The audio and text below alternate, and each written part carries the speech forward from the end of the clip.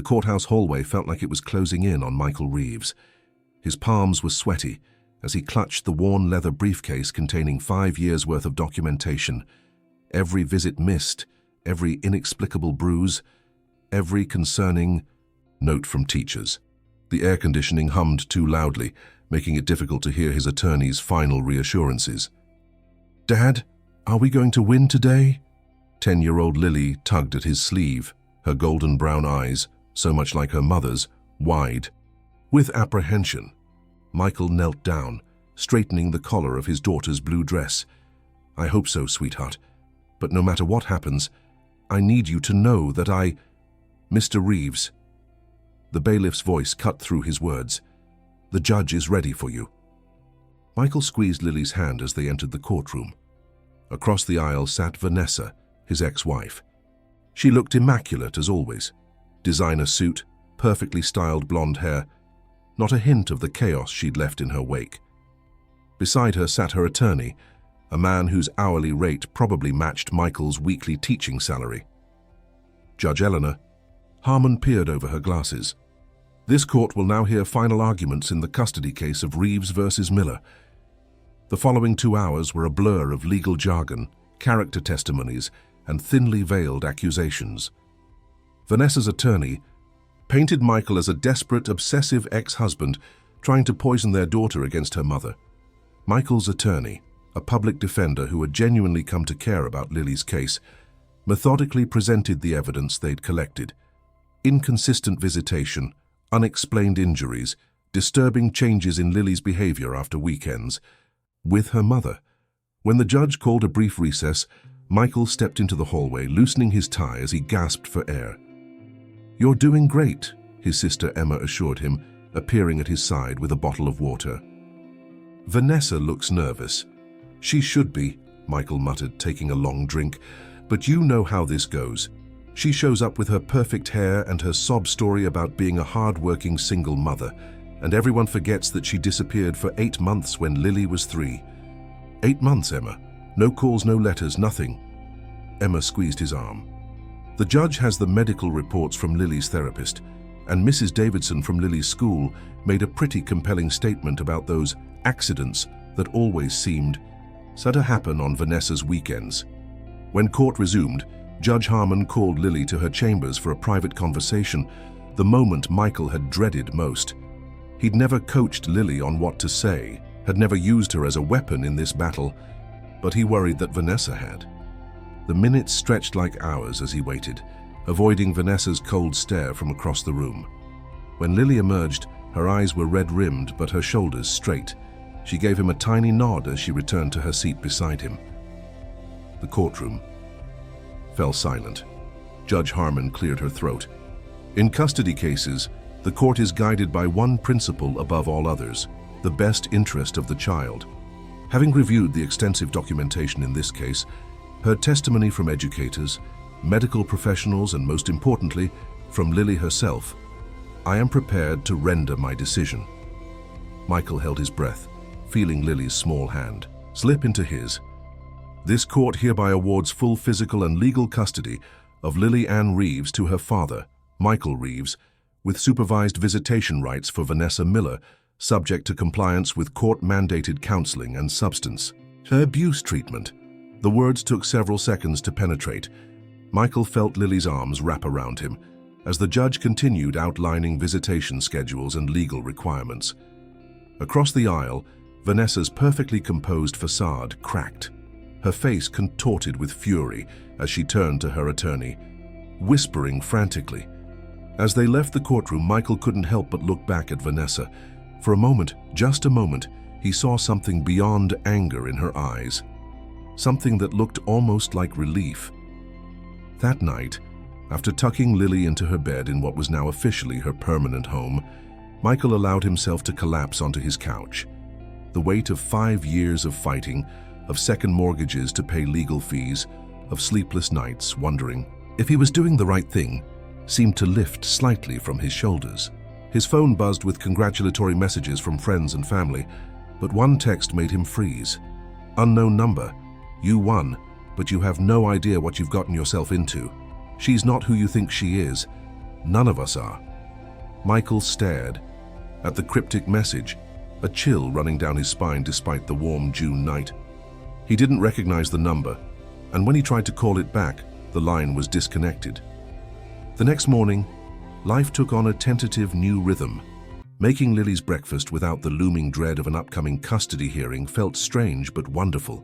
She seemed lighter too, her smile reaching her eyes for the first time in months, as she helped mix pancake batter. "Dad," she said carefully, watching the bubbles form in the cooking pancake, "does this mean Mom won't take me away anymore?" Michael turned from the stove, choosing his words carefully. "Your mom loves you, Lily, but right now she's going through some things that make it hard for her to take care of you properly. The judge decided you should live with me full time, until Mom gets the help she needs." Lily nodded, seeming to digest this. "Is that why she has those men come to her house sometimes? The ones who make her cry?" Michael's hand froze above the pancake he was about to flip. "What men, sweetie?" "The ones with the scary tattoos. Mom calls them her business associates, but they make her cry, and then she takes the medicine that makes her sleep for a long time." Lily's voice was matter-of-fact, as though she were discussing a normal part of any child's life. Michael felt his heart pounding as he tried to keep his expression neutral. Vanessa had always been volatile, prone to dramatic exits and equally dramatic returns, but he'd attributed her behavior to narcissism, not something more sinister. The court-ordered drug tests had come back clean, he'd made sure of that, but the supervised visitation requirement had been based on her erratic behavior and Lily's reports to her therapist. "Lily, did you tell the judge about these men?" She nodded. "She asked if I ever felt scared at Mum's house. I told her about the time I hid in the closet when the man with the snake tattoo was yelling." A knock at the door interrupted their conversation. Michael wasn't expecting anyone, especially not at 7:30 on a Saturday morning. Through the peephole, he saw a woman in a dark suit, her badge held up to the glass. "Mr. Reeves, I'm Detective Sophia Martinez. I need to speak with you about your ex-wife, Vanessa Miller." Michael's heart hammered against his ribs as he opened the door, positioning himself to block Lily's view of the detective. "Good morning," he said, keeping his voice low. "My daughter is having breakfast. Can we speak outside?" Detective Martinez nodded, her expression revealing nothing. She was tall, with dark hair pulled back into a severe bun, and the lines around her eyes suggested she'd seen more than her fair share of human suffering. "Dad?" Lily called from the kitchen. "Who is it?" "Just a neighbor, sweetheart. Keep an eye on the pancakes for me. I'll be right back." Michael stepped onto the porch, closing the door behind him. "What's this about?" "Mr. Reeves, I'm with the Organized Crime Division. We've been investigating a money laundering operation with ties to drug trafficking throughout the Northeast. Your ex-wife's name has come up repeatedly in our investigation." Michael felt as if the ground beneath him had shifted. "What? That's impossible. Vanessa is a lot of things, but a criminal? She works in finance, for God's sake." "Yes, she does." The detective's expression softened slightly. "And that's precisely why she's valuable to the organization we're investigating. Her position at Meridian Capital provides access to channels for cleaning large sums of money." Michael ran his hands through his hair, struggling to process this information. "I don't understand. We were just in court yesterday. She lost custody, but no one mentioned anything about criminal charges." "Our investigation has been ongoing for 18 months, Mr. Reeves. We've kept it tightly compartmentalized to avoid leaks. Until yesterday, we had no reason to approach you." She pulled a photograph from her jacket pocket. "Do you recognize this man?" The photo showed a muscular man in his 40s with a distinctive snake tattoo winding up his forearm, exactly as Lily had described. "No, but my daughter mentioned someone with a snake tattoo who visited Vanessa. She said he made her mother cry." Michael felt his throat tighten. "Detective, has my daughter been in danger this entire time?" "That's Victor Salazar, second in command of the Ramirez network. And to answer your question, yes, potentially, but not in the way you might think." She hesitated. "Mr. Reeves, there's something you should know about your ex-wife. We believe she's been working with us." "Working with, you mean she's a confidential informant?" "I can't confirm that officially." Detective Martinez's careful tone told him everything. but I can tell you that someone inside the Ramirez organization has been feeding us critical information for over a year. Last night, shortly after the custody hearing, your ex-wife disappeared. The pancakes inside were surely burning by now, but Michael couldn't move. Disappeared? What do you mean disappeared? She never returned to her apartment. Her phone is off. Her car was found at Newark Airport, but we have no record of her boarding any flights. Given the timing and the court's decision yesterday, we're concerned. You think these people found out she was informing on them? Michael said slowly, the horror of the situation dawning on him. It's a possibility we can't ignore, which brings me to why I'm here. Detective Martinez lowered her voice. If Vanessa has been compromised, you and Lily could be at risk. We'd like to place you under protection until we can locate her or determine the extent of the threat. Michael's mind raced. Just yesterday, he'd felt victorious, vindicated after years of fighting for his daughter. Now, that victory seemed hollow, possibly even dangerous. I need to get back to Lily, the pancakes, and he started, his mind struggling to focus on simple tasks. Mr. Reeves, Detective Martinez put a hand on his arm. Pack a bag for each of you. Enough for a week. We have a safe house prepared. I'll have an officer come inside with you while you get ready. When Michael returned to the kitchen, Lily had already turned off the stove and was sitting at the table, poking at a partially burnt pancake. I tried to save them, Dad, but they got too crispy, she said, looking up at him with concern. Who was that lady? She didn't look like a neighbor. Michael had never believed in lying to his daughter, but in that moment, he found himself searching for a gentle version of the truth. That was a police officer named Detective Martinez, he said, sitting down next to her. She needs our help with something important, so we're going to stay somewhere else for a little while. Like a vacation. Lily's eyes widened. Is it because of Mom? Is it because of what I told the judge? The perceptiveness of children never ceased to amaze him. Partly, yes. The detective is trying to help your mom and to keep us safe while they figure some things out. Safe from the snake man? Lily asked, her voice small. Michael pulled her into a tight hug, breathing in the strawberry scent of her shampoo. You're so brave, Lily. I'm so proud of you, and I promise nothing bad is going to happen to you. As they packed their bags, Michael's phone buzzed with another text from the unknown number. Unknown number. If you're with the police now, tell them to check the storage unit on Westfield Ave. Unit 227. The key is in her mother's old jewelry box. She wanted you to know. Michael showed the message to Detective Martinez, who immediately made a call. Within an hour, they were escorted to a nondescript apartment building on the outskirts of the city, with officers stationed at every entry point. That night, after Lily had finally fallen asleep in the strange bedroom of their temporary housing, Detective Martinez returned with a grave expression. We found the storage unit, she said, her voice low.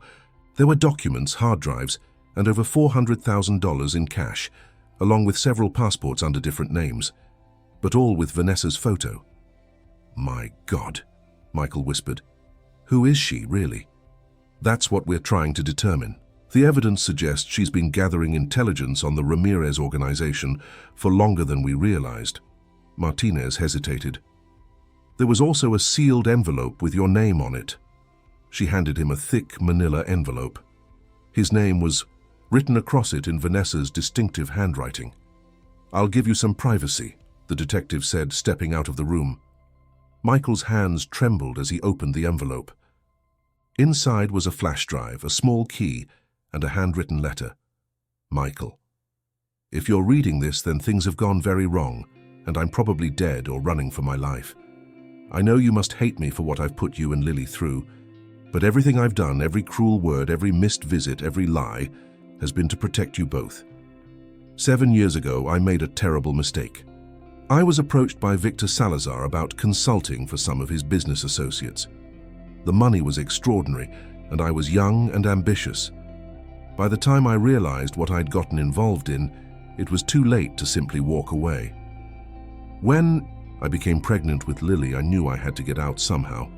I contacted the FBI and became an informant. The 8 months I disappeared, I was working with federal agents establishing my cover story. They promised me protection, a new identity for all of us once it was over. But the investigation kept growing. Every time we thought we were close to dismantling the network, new players emerged. Years passed. The deeper I got, the more dangerous it became to be close to you and Lily. I had to push you away, make you hate me enough to keep your distance. It was the only way to keep you safe. The custody battle was never about Lily. It was about maintaining my cover. When you began documenting everything, gathering evidence, you unknowingly put yourself at risk. I had to fight you to protect my role, and I knew that eventually I would have to lose. Yesterday in court, I saw one of Salazar's men in the gallery. I think my cover is blown. If Lily told the judge about the men at my house, it may have accelerated things. I've left everything I've gathered over the years in this storage unit. The key enclosed is for a safe deposit box at First National under the name Catherine Winters. There's enough money there for you and Lily to disappear if necessary. I'm sorry for everything, Michael. You were the best thing that ever happened to me, and Lily is my entire heart. Please tell her that her mother loved her, even when it didn't seem like it. If I survive this, I'll find a way to make it right. If not, please find it in your heart to forgive me someday. Vanessa. Michael read the letter 3 times, tears streaming down his face. The woman he'd spent years fighting, the woman he'd grown to despise, had been fighting a different battle entirely. Every memory of their relationship reconfigured itself in his mind. The late-night phone calls she'd step outside to take. The unexplained business trips. The cash he'd occasionally spot in her purse. He'd attributed it all to an affair, to her selfishness and detachment. Never once had he imagined something so dangerous, so devastating. When Detective Martinez returned, he wordlessly handed her the letter. She read it quickly, her expression grim. "This confirms many of our suspicions," she said. "Your ex-wife has been operating as an unofficial informant for years, gathering evidence on her own before formally approaching federal authorities." "You said unofficial," Michael noted. "What does that mean, exactly?" Martinez sighed. "It means she initiated contact with the FBI, not the other way around.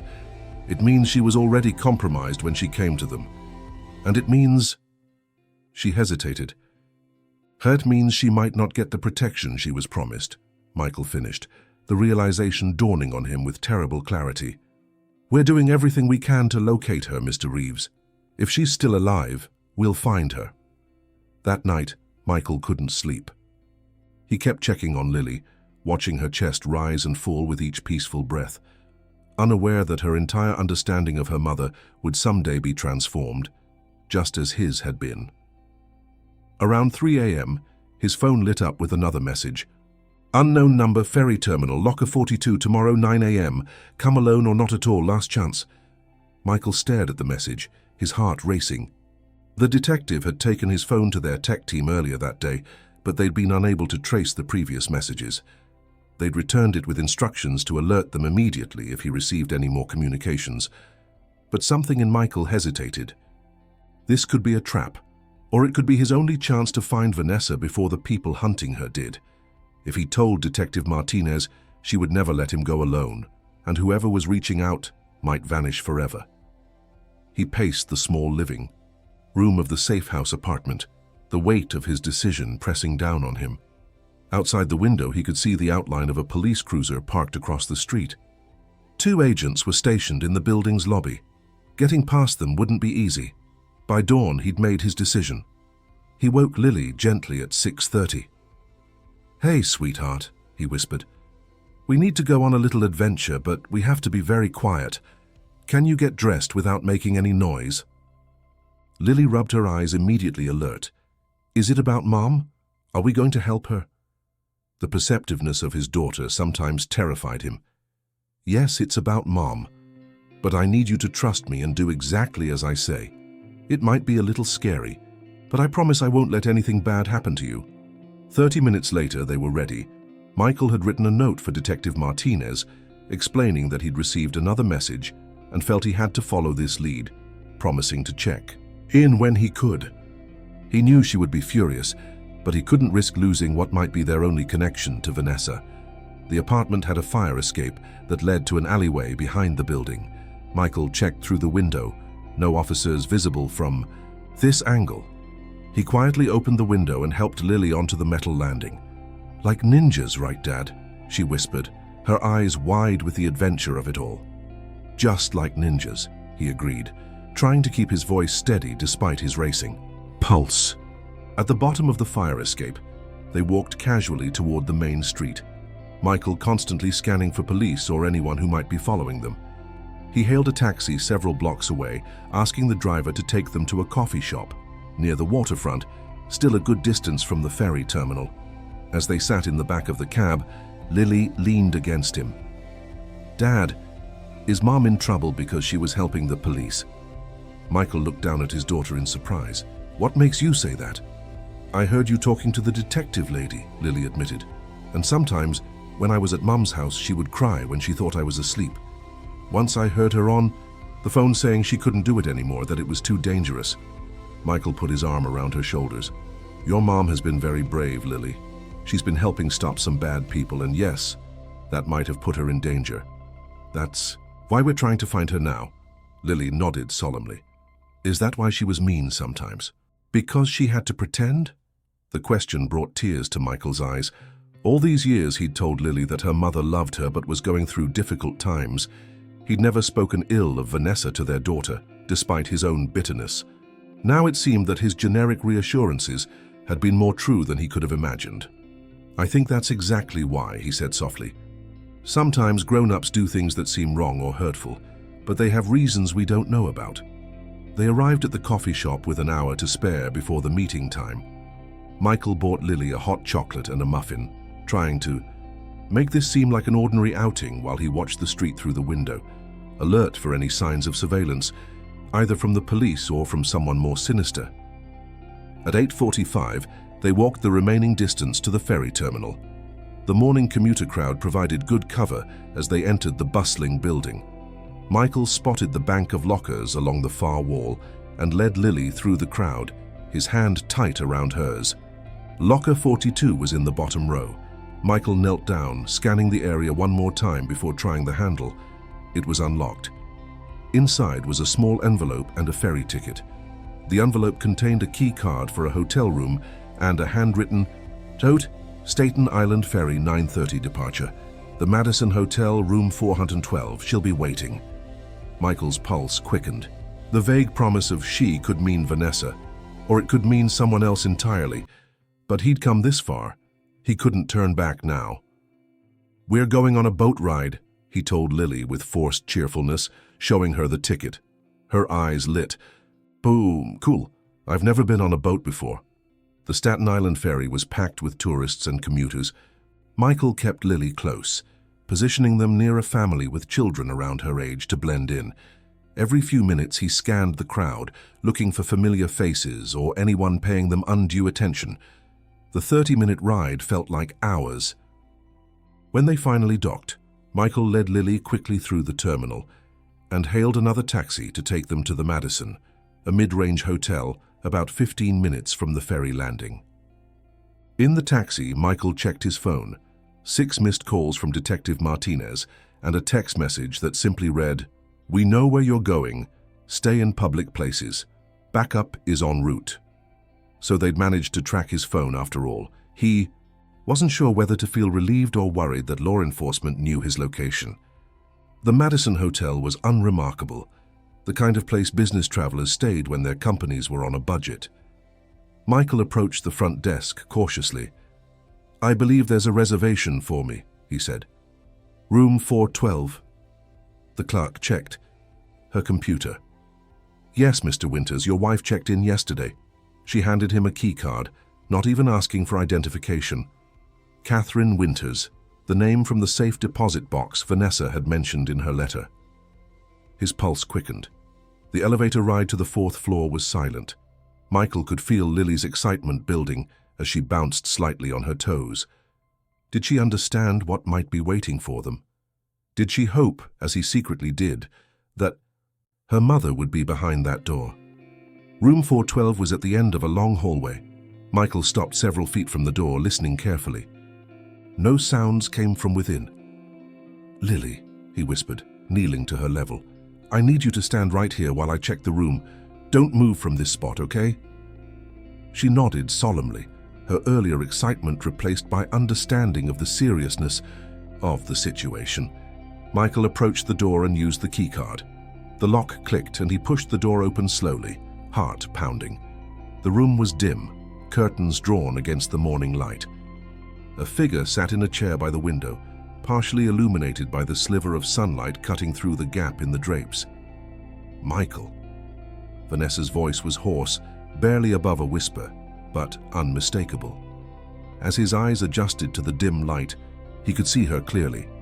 Her hair was now dark brown and cut short, her face thinner than he remembered, and there was a large bruise around her left eye. She wore a baggy sweatshirt that seemed to swallow her frame. "Vanessa," he breathed, frozen in the doorway. "What happened to you?" "They found me. Not all of them, just Victor and 2 of his men. I managed to get away, but..." She winced as she shifted in the chair. "I didn't think I'd make it out alive." "How did you contact me? The text messages..." "That was Karen, my handler at the bureau," Vanessa explained. "When everything went sideways, she was the only one I could trust. The FBI operation has been compromised, Michael. Someone high up is feeding information to the Ramirez organization." Michael stepped fully into the room, letting the door close behind him. "Lily is in the hallway." Vanessa's eyes widened, a mixture of fear and longing crossing her face. "You brought her here, Michael. It's too dangerous." "I didn't know what I was walking into," he admitted. "But she deserves to see you, to know the truth about who her mother really is." Tears filled Vanessa's eyes. "And who is that exactly?" "A criminal who got in too deep. A mother who abandoned her child to save her own skin. A woman brave enough to risk everything to right her mistakes," Michael said softly, surprising himself with the absence of bitterness in his words. "Let me bring her in."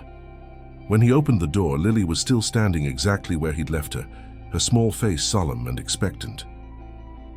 "Your mom is here," he said gently. "She's hurt, and she looks a little different, but she really wants to see you." Lily stepped forward, hesitating at the threshold. In the dim room, she could just make out the figure by the window. "Mom?" Her voice was small, uncertain. "Lily." Vanessa's voice broke on the name. "My beautiful, brave girl."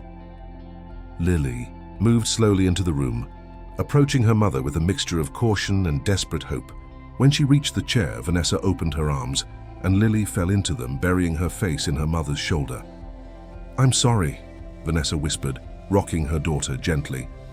"I'm so sorry for everything." Michael watched from the doorway, his own emotions a complicated tangle. For years he'd dreamed of confronting Vanessa, of making her understand the pain she'd caused. Now faced with the reality of her sacrifice, those dreams seemed hollow and misguided. Vanessa looked up at him over Lily's head, her eyes red with tears. "I don't have much time. They'll figure out where I am soon enough. I need to tell you everything, and then you both need to leave." "The police are on their way," Michael said. "Detective Martinez knows we're here."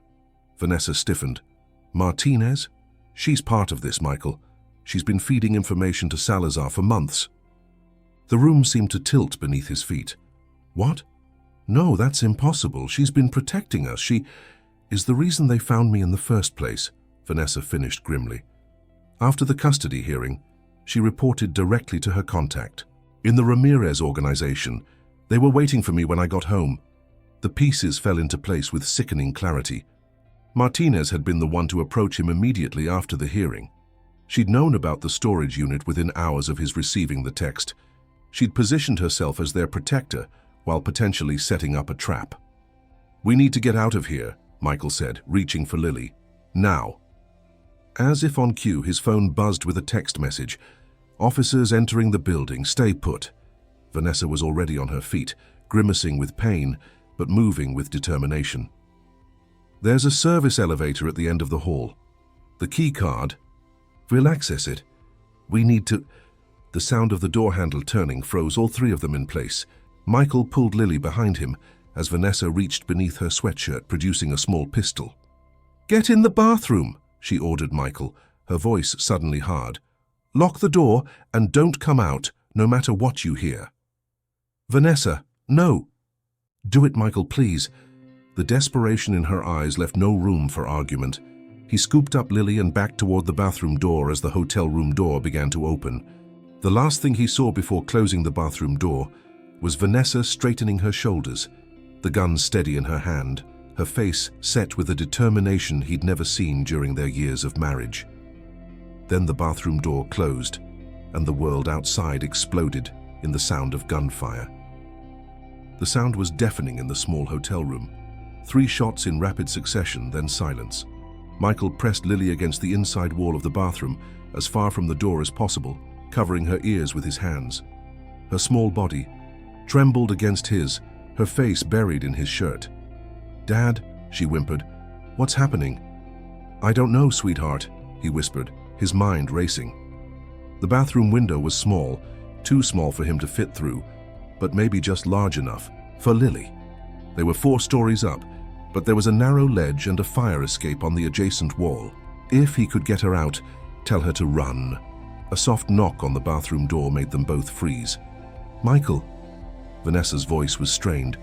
"It's okay. You can come out now." He hesitated, unsure if she was speaking under duress. "Are you alone?" "Yes. Please hurry. We don't have much time." Michael slowly opened the bathroom door, keeping Lily behind him. The scene that greeted them made his stomach lurch. Detective Martinez lay sprawled on the hotel room floor, a dark stain spreading across her chest. Her gun lay several feet away, as if it had been kicked aside. Vanessa stood over her, still holding her pistol, her face ashen. "Oh my God," Michael gasped. "You killed her." "She gave me no choice." Vanessa's voice was flat, emotionless. "She pulled her weapon as soon as she entered. She wasn't here to protect anyone." Michael struggled to process what he was seeing. Despite Vanessa's warnings, a part of him had still hoped there was some misunderstanding, that Martinez was genuinely trying to help them. The evidence before him left no room for doubt. "The gunshots will bring hotel security and local police," Vanessa said, already moving toward the door. "We need to be gone before they arrive." She peered cautiously into the hallway. "The service elevator is clear. Come on." Michael lifted Lily, who had her eyes squeezed shut, refusing to look at the body on the floor. They followed Vanessa down the hallway to a nondescript door marked "Staff Only." The key card worked just as she'd said it would, granting them access to a small service elevator. "Where are we going?" Michael asked as the elevator began its descent. "Karen has a car waiting in the back parking lot," Vanessa explained. "She'll take you and Lily somewhere safe until this is over." "And what about you?" Vanessa's eyes met his, filled with a resigned determination. "I have one more meeting. The evidence I've been gathering, it goes all the way to the top of the Ramirez organization, but also implicates federal officials, judges, even a state senator. I'm meeting Karen's supervisor tonight to hand everything over. After that," she looked away, "after that I'm done. I'll enter witness protection, disappear forever." The elevator door opened to reveal a dingy hallway that led to the hotel's back entrance. Vanessa checked the door cautiously before leading them outside into a small parking lot. A dark sedan idled near the back fence, its engine running. As they approached, the driver's side window lowered to reveal a woman in her 50s, with silver-streaked hair and sharp, intelligent eyes. "You're 2 minutes behind schedule," she said by way of greeting. "And there's blood on your sleeve. Van." "Martinez found us," Vanessa replied. "She's no longer a problem." The woman, Karen, Michael presumed, cursed under her breath. "That complicates things. Get in, all of you. We need to move before her backup arrives." Vanessa helped Lily into the back seat, but hesitated before getting in herself. "I can't go with you," she told Karen. "If they're looking for all 4 of us together, we'll never make it to the safe house. Take Michael and Lily. I'll find another way." Karen shook her head firmly. "Not a chance. The meeting's been moved up. Kessler is waiting for us now. We do this together or we don't do it at all." Michael could see the conflict in Vanessa's eyes. "Who's Kessler?" he asked. "Deputy Director of the FBI's Criminal Enterprise Division," Karen explained. "One of the few people we're still certain isn't..." Compromised. He's waiting at a secure location, with a full protection detail and federal prosecutors ready to take statements. Sirens wailed in the distance, growing closer. Someone in the hotel had heard the gunshots and called the police. "We're out of time," Karen urged. "Now or never, Van."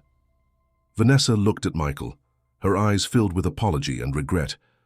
"I never wanted to drag you into this, either of you. I thought I could keep you safe by staying away." "We're already in it," Michael said quietly. "All of us." The decision made, Vanessa climbed into the passenger seat, while Michael joined Lily in the back. Karen pulled out of the parking lot just as police cruisers turned onto the street in front of the hotel. "They'll have an APB out on all of us within minutes," Karen said grimly, navigating through back streets away from the main roads. Martinez was well connected. Her disappearance will trigger a full-scale manhunt. "Where are we meeting Kessler?" Vanessa asked, checking the pistol still in her hand. "Old factory on the waterfront. 30 minutes from here if we don't hit traffic." Michael held Lily close, trying to shield her from the tension filling the car. She'd been unnaturally quiet. Since the gunshots, her eyes wide and watchful. He wondered how much of this she understood, how deeply these events would scar her young psyche.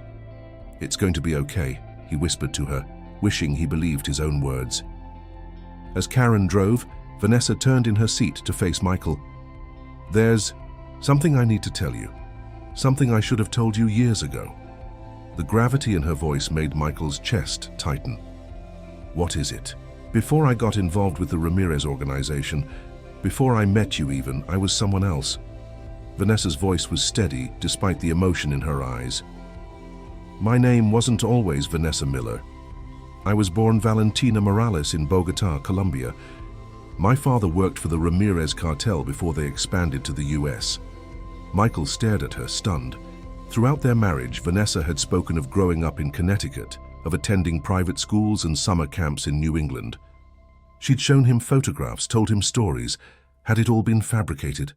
"When I was 16, my father tried to leave the organization. They killed him, my mother, and my younger brother." Valentina's voice cracked slightly. "I survived only because I wasn't home.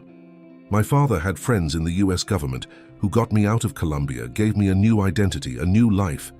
I became Vanessa Miller, and I swore I would never look back." "But you did," Michael said softly. "You got involved with them again." She nodded, her eyes filled with shame. "Victor Salazar recognized me at a financial conference 7 years. August, he approached me, said they'd been looking for me for years. He threatened to expose my past, destroy the new life I'd built, unless I agreed to help them. And that's when you started working for them." "At first, yes. I laundered money through investment accounts, created shell companies, helped them move millions into legitimate businesses. I told myself it was just money, that I wasn't hurting anyone directly." She closed her eyes briefly. "But then I got pregnant with Lily, and everything changed. I couldn't bear the thought of her ever being caught in this world the way I had been." "So you contacted the FBI," Michael finished, the pieces finally falling into place. "Yes, I reached out to Karen through a mutual contact. She was skeptical at first. Informants with my level of involvement rarely turn. But I had information. No one else could provide access that federal agents had been trying to establish for years." Karen kept her eyes on the road but added, "Vanessa risked everything coming to us. The Ramirez organization has one rule above all others. Betrayal means death, not just for you, but for everyone you love." The implication sent a chill down Michael's spine. He looked down at Lily, who had finally succumbed to exhaustion and fallen asleep against him. "That's why you pushed us away," he said, understanding dawning. "Why you fought so hard against me in the custody battle." Vanessa nodded, tears finally spilling down her cheeks. "I needed you to hate me, to keep your distance. If anyone suspected you knew anything, you'd both be targets." The custody battle was Karen's idea. Make it public and ugly enough that no one would question why we weren't speaking. "But you never really wanted to take Lily from me." "God, no. Every time I had to cancel a visit or return her late, it was because something had happened. A surprise meeting, surveillance I couldn't avoid. I was terrified they'd follow me to you." Her voice broke. The day I disappeared for 8 months? Victor had become suspicious. They took me to Mexico, kept me under watch in one of their compounds while they investigated a potential leak. I thought I'd never see you or Lily again. How did you survive? Michael asked, horrified at what she must have endured. I convinced them the leak came from someone else, a man named Eduardo Diaz. Vanessa's eyes darkened with guilt. They killed him and his entire family based on evidence I fabricated. That's the kind of person I became, Michael. That's who I really am. The car fell silent as Michael absorbed this confession. The woman he'd married, the mother of his child, had lived a double life more complex and dangerous than he could have imagined. He'd spent years believing she'd abandoned their family out of selfishness or dissatisfaction. The truth was both better and far worse than he'd allowed himself to consider. We're being followed, Karen announced suddenly, her voice tense as she checked the rearview mirror. Black SUV, 2 cars back. It slowed when we slow, turned when we turn. Vanessa twisted in her seat to look. How did they find us so quickly? Martinez must have called in your location before she entered the hotel room, Karen said grimly, accelerating through a yellow light. We need to lose them before we reach the meeting point.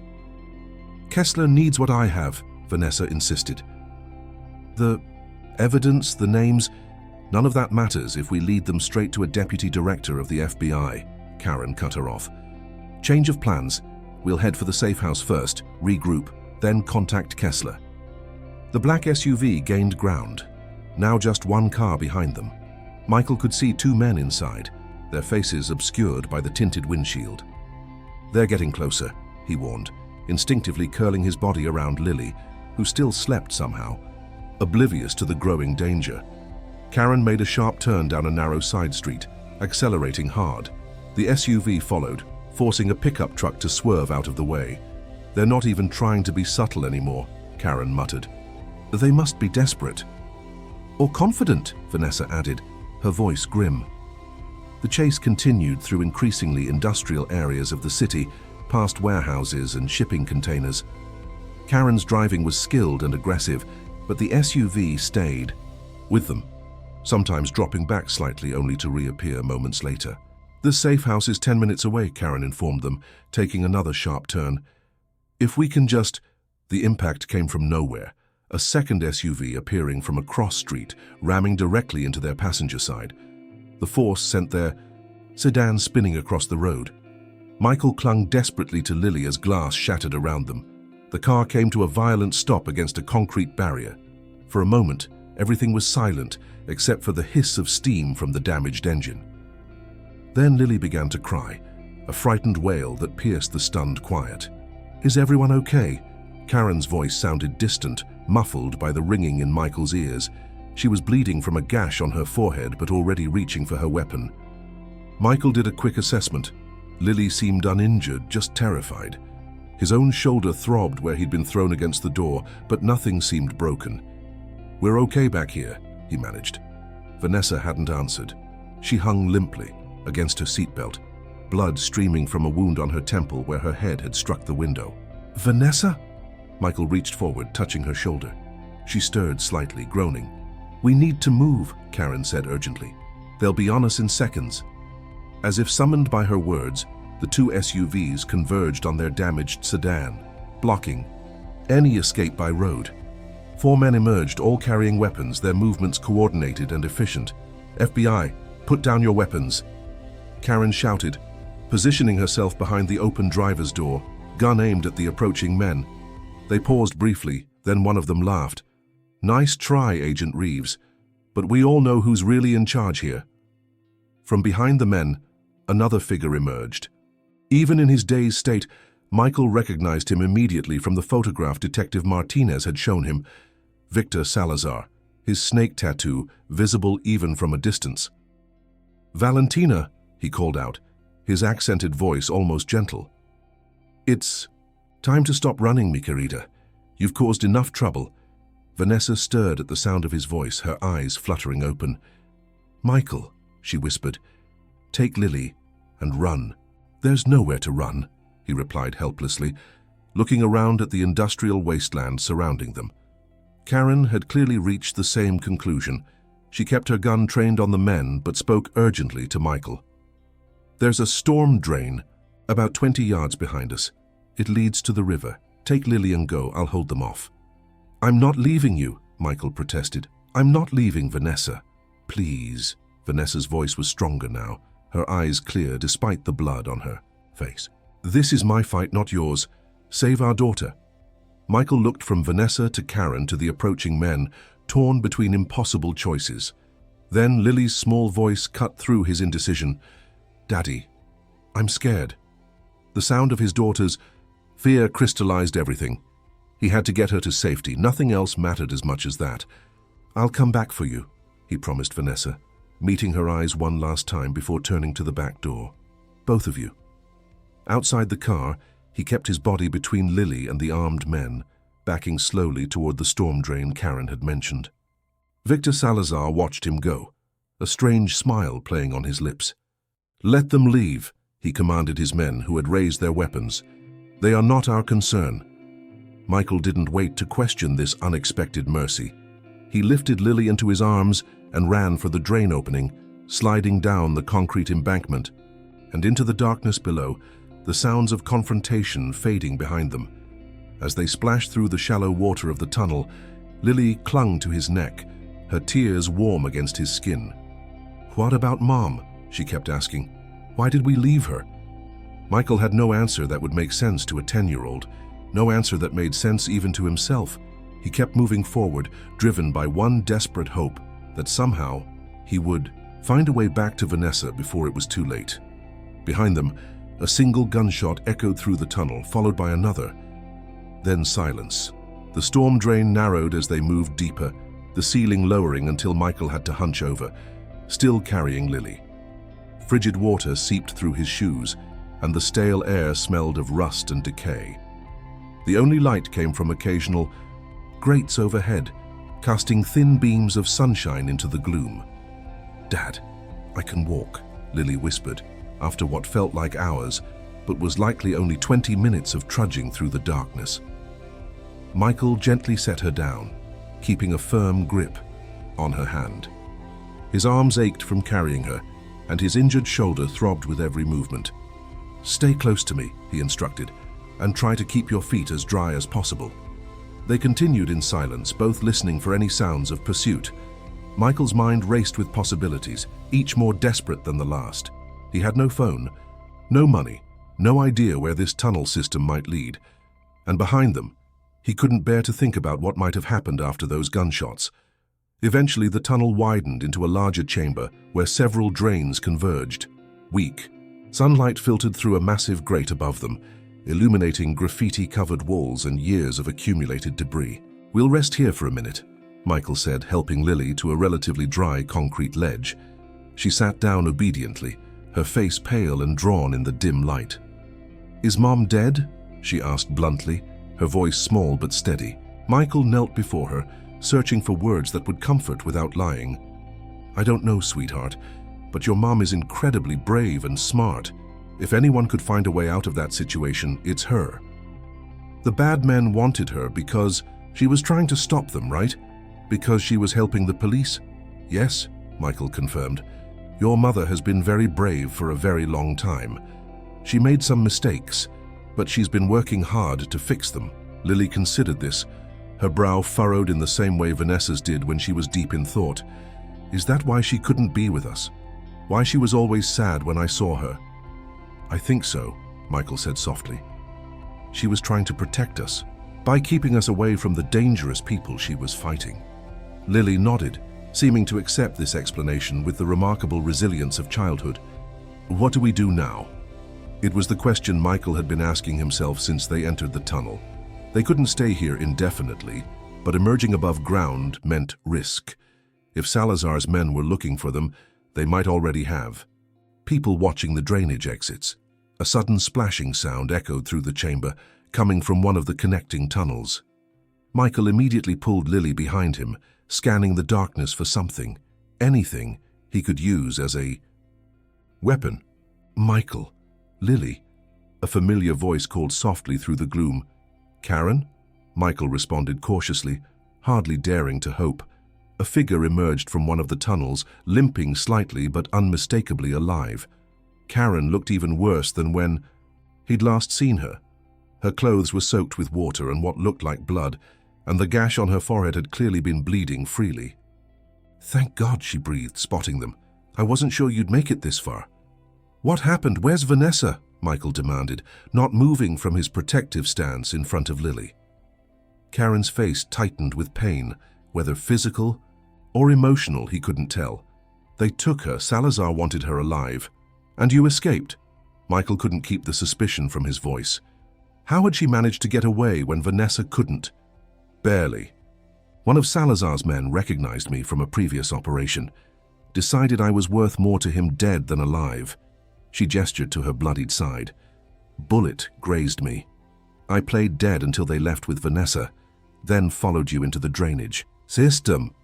Michael wanted to believe her, but after everything that had happened, Martinez's betrayal, the revelation of Vanessa's true identity, trust felt like a luxury he couldn't afford.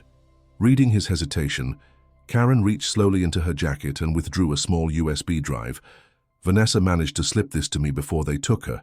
It's everything: names, dates, account numbers, recordings, evidence that could bring down not just the Ramirez organization, but everyone connected to them.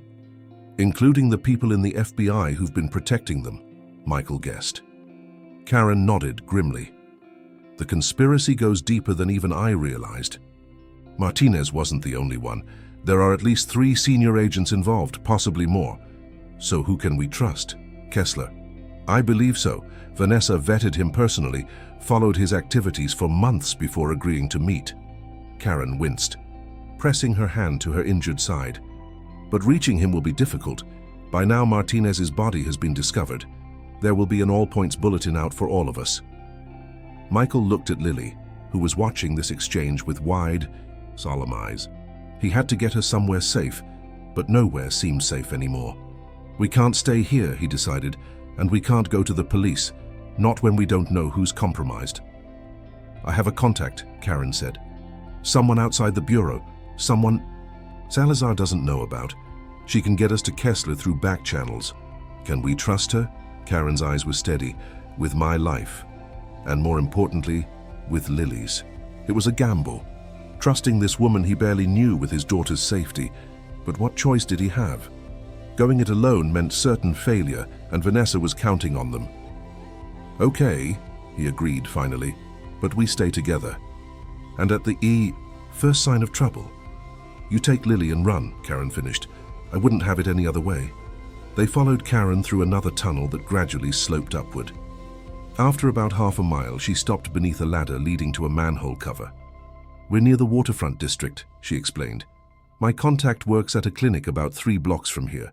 We'll need to move quickly and stay out of sight." With effort, she pushed the manhole cover aside and climbed painfully into the alley above. Michael lifted Lily up to her, then followed, blinking in the sudden brightness of daylight. They were in a narrow alleyway between 2 warehouses, the distant sound of traffic providing a reminder of the city continuing its normal rhythm, oblivious to their private nightmare. Karen led them through a series of back alleys, avoiding main streets where surveillance cameras might capture their images. Despite her injury, she moved with purpose, clearly familiar with this area of the city. They reached a nondescript building, with a small sign identifying it as Riverside Health Clinic. Karen bypassed the main entrance instead, knocking on a service door at the back. After a moment, it opened to reveal a woman in her early 30s, with dark hair pulled into a tight bun. "Jesus, Karen," the woman gasped, taking in her bloodied appearance. "What happened to you?" "Long story, Mia. We need to come in, now." Mia hesitated only briefly before stepping aside. "The clinic's closed for lunch. We have about 30 minutes, before the afternoon patients start arriving." Once inside, Mia led them to a small examination room, locking the door behind them. She immediately began gathering supplies to treat Karen's wound. "Who are your friends?" she asked, helping Karen remove her jacket to reveal the full extent of the bullet graze along her ribs. "This is Michael and his daughter, Lily. They're connected to the Ramirez case." Mia's hands froze momentarily. "The one you've been working on for years?" The one that almost got you killed in Bogota? The same. Karen winced as Mia began cleaning her wound. We need to contact Kessler. Secure channels only. Mia glanced at Michael and Lily, clearly calculating risks. I have a burner phone. I can make the call, but not from here. Too many ears. We don't have time to wait, Karen insisted. Vanessa has been taken by Salazar. Every minute we delay puts her at greater risk. Vanessa? Mia looked confused. You mean Valentina Morales, the informant you told me about? The casual mention of Vanessa's real name startled Michael. You told her about Vanessa. Mia worked with me in Colombia before joining Doctors Without Borders, Karen explained. She's been a cutout for communications with several of my informants, including Vanessa. She turned back to Mia. Valentina has been taken. The operation is compromised. We need Kessler's extraction team, but we can't risk using official channels. Understanding dawned on Mia's face. You think there's a mole? We know there is. Martinez is dead. She was working for Salazar. Mia cursed under her breath. Give me 10 minutes to finish treating you. Then we'll make the call from my apartment upstairs. It's not in my name. While Mia worked on Karen's wound, she gave Lily a juice box and granola bar from a small refrigerator in the corner. The girl accepted them gratefully, some color returning to her pale cheeks as she ate. Your daughter is very brave, Mia commented to Michael as she applied a bandage to Karen's side. She is, Michael agreed, watching Lily with a mixture of pride and concern. Too brave sometimes. She shouldn't have to deal with any of this. Children are more resilient than we give them credit for, Mia said softly. I've seen it all over. The world. Kids who endure unimaginable circumstances and somehow keep going. She finished securing the bandage and helped Karen put her shirt back on. All done. Let's go upstairs.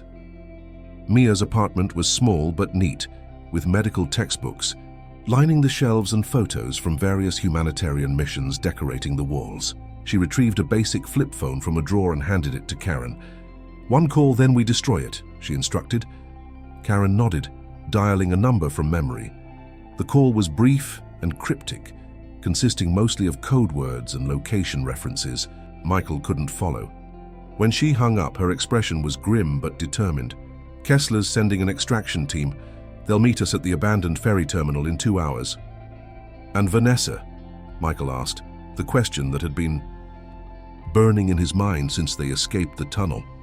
Karen's eyes met his, unflinching. Kessler has a location on Salazar's compound outside the city. They're mobilizing a tactical team, but they need the evidence first.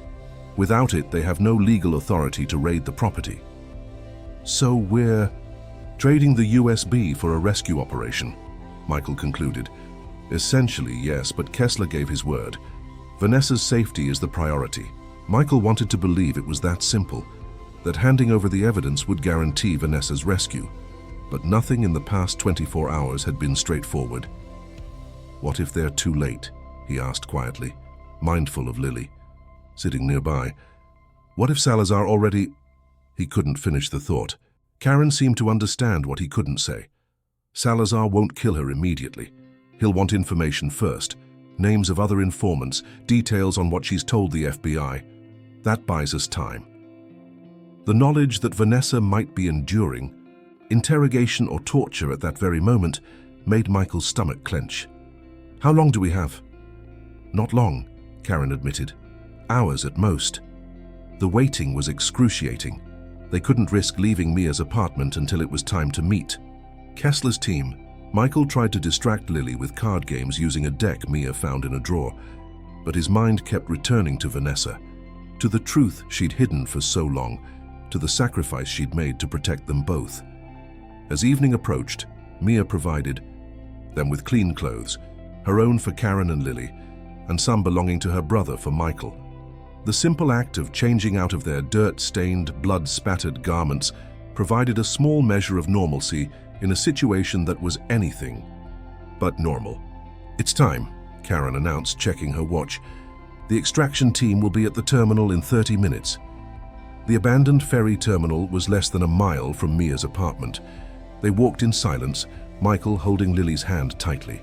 The sun was setting, casting long shadows across the waterfront, and bathing everything in golden light that belied the danger they faced.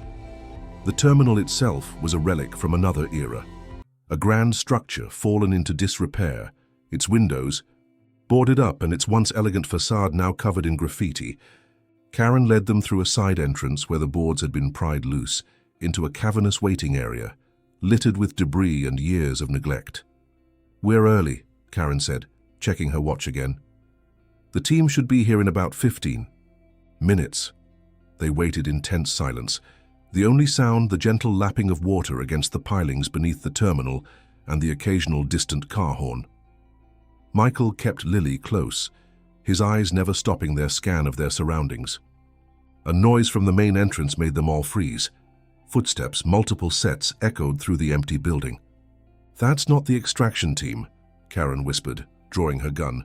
"They wouldn't come through the front." Michael pulled Lily behind a crumbling ticket counter, his heart hammering in his chest. Karen positioned herself near a pillar, her weapon ready.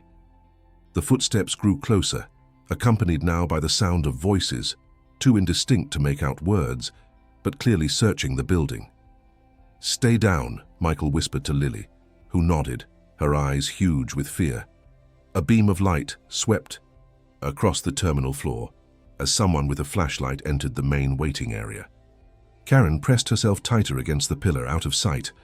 Then a voice called out, a voice Michael recognized instantly, one he'd never expected to hear again. "Michael! Lily? Are you here?" Vanessa's voice, tentative but unmistakable. Michael's first instinct was to respond, to run to her, but Karen's warning gesture stopped him. "This could be a trap," Vanessa forced to call out under duress.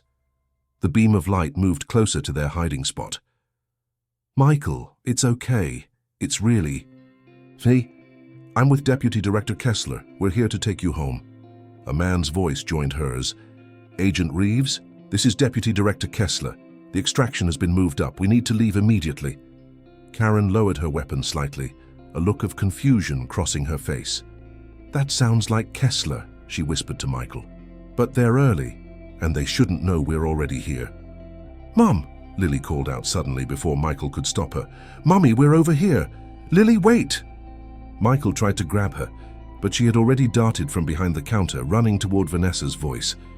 The next few seconds seemed to unfold in slow motion. Lily running across the terminal floor, the flashlight beam swinging toward her. Michael lunging after his daughter. Karen emerging from behind the pillar, gun raised uncertainly. And then Vanessa stepped into view, arms outstretched toward Lily, but her face was bruised, her movements stiff with pain, and behind her stood Victor Salazar, a gun pressed to her back. "How touching," Salazar said, his voice echoing in the vast space. "The family reunion I promised you, Valentina." More men emerged from the shadows surrounding them. Michael reached Lily, pulling her back against him as Vanessa's eyes met his, filled not with fear, but with a desperate apology. "I'm sorry," she whispered. "They said they'd kill you both if I didn't lead them here." Karen had her gun trained on Salazar, but she was outnumbered 6-1. "Where's Kessler?" she demanded. A tall man in a suit stepped forward, and Michael recognized him from news photos, Deputy Director Kessler himself. But instead of commanding the armed men to stand down, he smiled coldly at Karen. "Agent Reeves, I've been looking forward to meeting you properly. You've caused us quite a lot of trouble."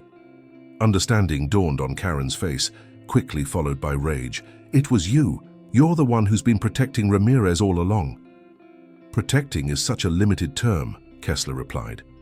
"I prefer partnering with. The Ramirez organization has been an incredibly valuable asset to certain operations that require discretion." "You betrayed everything the Bureau stands for," Karen said bitterly. "I secured my future," Kessler corrected. "Something you could have done as well had you been more pragmatic," he turned to Salazar. "The USB drive, where is it?" All eyes turned to Karen, who still clutched the small device containing everything Vanessa had risked her life to gather. Michael could see her calculating, evaluating their options, which were virtually non-existent. "Let them go first," Karen said, gesturing to Michael and Lily. "The child, at least, she has nothing to do with this. "You're not in a position to negotiate," Salazar replied coldly. "The drive, now, or I put a bullet in Valentina's head and start on the child next." Vanessa's eyes found Michael's across the room, and in that moment, a silent communication passed between them, an understanding built from years of marriage and parenthood, transcending the lies and secrets that had separated them. Michael gave her the barest of nods, then dropped to the floor, pulling Lily down with him. In the same instant, Vanessa drove her elbow backward into Salazar's stomach. As he doubled over, she wrenched the gun from his hand and fired, not at him, but at Kessler. Catching the corrupt FBI deputy director in the shoulder, Karen seized the moment of confusion to take aim at the nearest gunman, dropping him with a clean shot to the chest. "Run!" Vanessa shouted to Michael, firing again as Salazar's men scrambled for cover. "Get Lily out of here!" Michael didn't hesitate, lifting Lily and sprinting toward a side exit as gunfire erupted throughout the terminal. Behind them, he could hear Vanessa and Karen providing covering fire, keeping Salazar's men pinned down long enough for them to escape.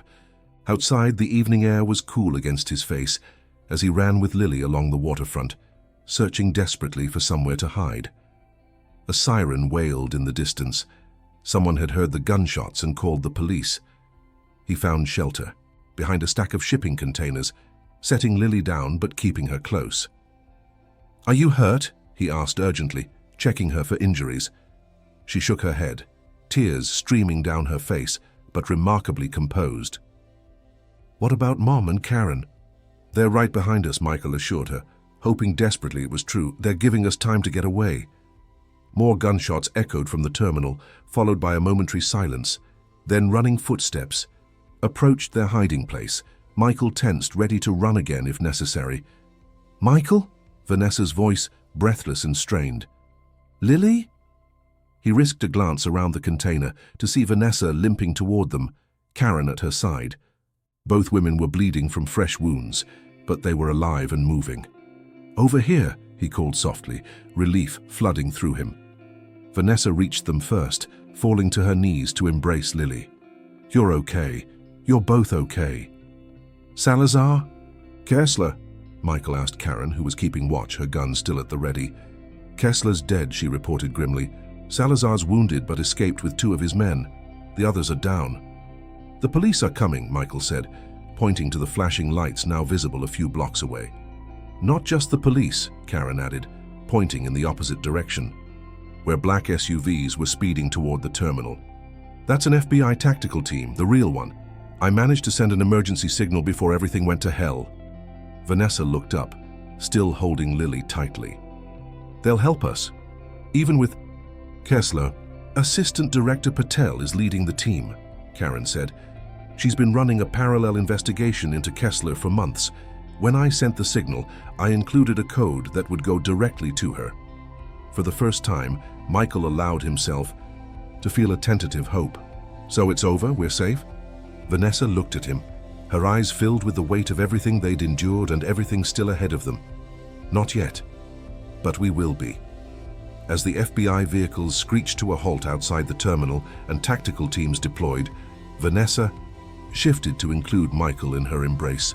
The 3 of them huddled together behind the shipping container, a family fractured by secrets and danger, but somehow, against all odds, still intact. "I have so much to explain," Vanessa whispered to him, "so much to make up for." Michael touched her face gently, marveling at the strength that had allowed her to survive everything she'd endured. "We have time now," he told her. "We have time." Lily looked up at both of them, her small face serious beyond her years. "Are we going to be a real family now with no more secrets?"